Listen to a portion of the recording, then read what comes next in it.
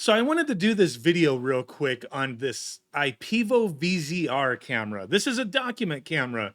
And I thought, hey, maybe this will be a game changer here for some of the work that I do on my channel as far as recording, not a camera that takes over all the work. I have cameras that are far superior than this one, but I'm looking at it as an addition to, because sometimes I struggle with certain things. So this IPEVO camera, it's a document camera.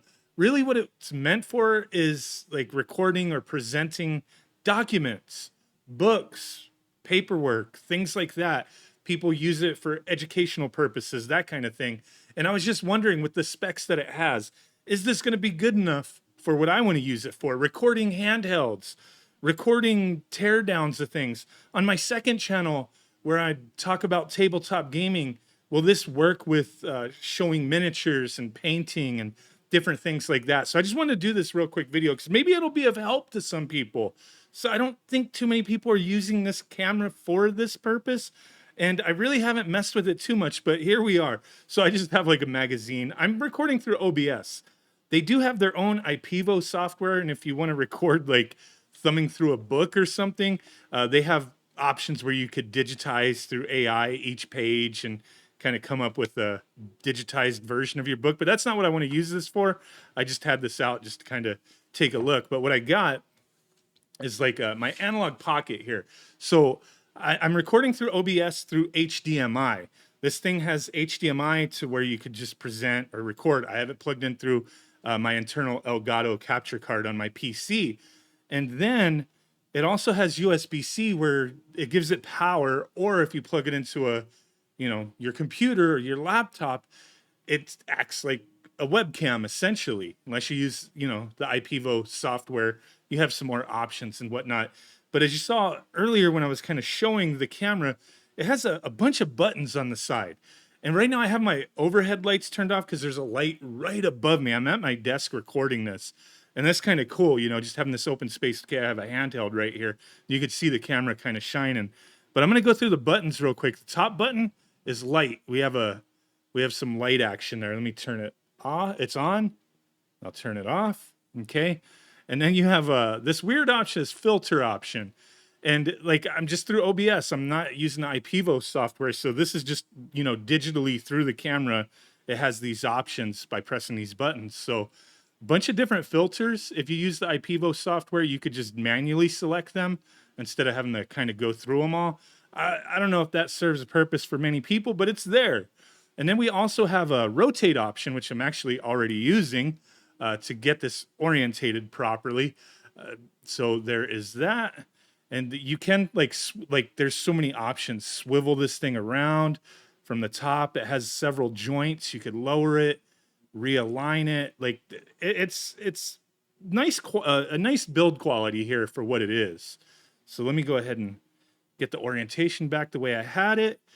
Okay, so that was we had rotate, and then we do have zoom, just digital. It's a digital zoom, so you could zoom up quite a bit or zoom all the way out. We're already zoomed up by 1, I think. So we'll go back to that. And then you do have exposure settings, so you can increase the exposure just manually through the camera with the buttons on the side. Get it to how you want it. That's nice that you got that. And then you do, I already have, I'm sure it's recording that AF lock, so autofocus lock. You could just press the button and it'll, like if something's blurry here, it'll like autofocus. It'll focus onto it real quick. So the focus, it seems to work okay. But if you hold it down, like let me get into a game here. So let's go ahead and have that in frame. Lock the focus. It is locked. Maybe I want to change the exposure a little bit because things don't look the way it looks to me in real life. I don't know, but you could increase, decrease on the fly while you're recording, or using it to stream. That's kind of cool. So those are the options. You have a power switch as well. And that's pretty much it as far as just, hey, plugging this thing in and going. But how does it like record motion? So this has a 8 megapixel, what does it say? 8 megapixel camera, captures up to 3264 by 2448 in USB mode and up to 1920 by 1080 in HDMI mode. So max capture area of 10.6 inches by 18.9 inches and 16 by 9, or 13.5 by 18.1 43. So I'm in HDMI mode right now. But let's see how this handles recording the motion of this. I think this could be useful, not like, oh, I'm going to record everything with this, but as an option for like, I always have trouble recording handhelds, when I'm when I'm filming, because the lights that I have around me that I can't like actually do much about with the glare, and then just getting a proper angle. Like, this might help me a little bit. There's other options. Like, I have an overhead thing where I put my Sony ZV-1 on, and I'll have it over top, and that works a lot. But I hate moving it around. Like, I want to record here, I want to record there. Like, do I go spend another $800 on a freaking camera to have similar quality and multiple angles? Do I go cheaper like I did here, so I could have this set up and just plug it in and have a second angle? Like, I think from what I'm seeing right now, this is just a test, man. This isn't like a definitive review. I need to mess around with this quite a bit more. Like, I haven't messed with any of the IPEVO software quite yet, or anything like that, or trying to record in any kind of higher resolution, if that even works with the capture. I don't know how that works with the IPEVO software, because this is the way I would want to use it, through OBS, portably, like have my laptop and plug this in, get some additional footage, whatever, right? But so far, this doesn't look bad. Like, this isn't going to compare to like my other cameras that I use, but it looks serviceable. They make a cheaper option. This one's like a middle ground as far as price point goes. You could take a look. I'll link to their listings on Amazon. I ordered this yesterday and it came in today, and I just wanted to try it out. But that's looking pretty good. So like on my other channel that I've been starting to work on, I know it's not going to be interesting to everybody who's watching this channel right now, but doing like tabletop gaming, Warhammer stuff. That's kind of what I wanted this for mostly, was like, hey, painting miniatures or showcasing miniatures.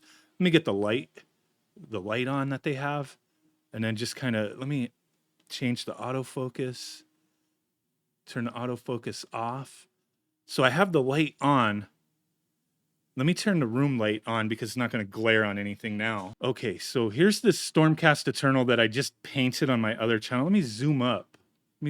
See how that looks. That doesn't look too bad.